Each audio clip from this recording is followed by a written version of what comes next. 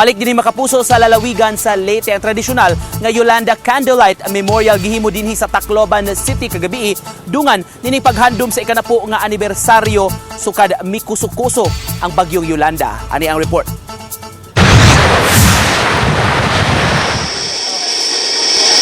Sa anibersaryo sa pag-igo sa Super Typhoon sa ilang lugar, kini makabanay sa mga namatay, tuyo nga bibisita sa lubnganan sa ilang mahal sa kinabuhi. Sa mass grave sa Barangay Basper, Tacloban City, ubay-ubay ang miadto aron makadagkot ug makahalad og pag-ampo.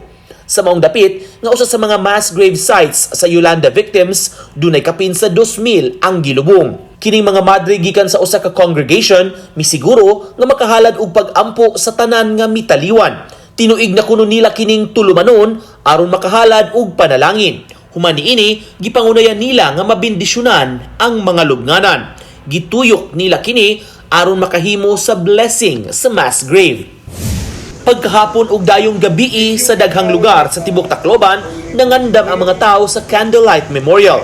Sa kadalanan, gipangplastada ang mga kandila nga ilang gipangdagkutan. Sa Plaza Rizal atubangan sa Santo Niño Shrine, giporma og daw krus o Blessed Sacrament ang mga electronic candles.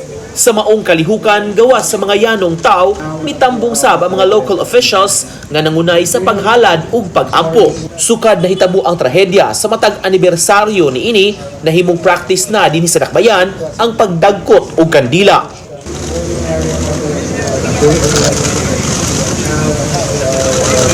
Sa pag-igo ni Yolanda, dunay kapin sa 6,000 ang na-record nga patay. Apan gibanabanang kapin pa sa libo o mas daghan pa ang na-missing o wa gyud igkita.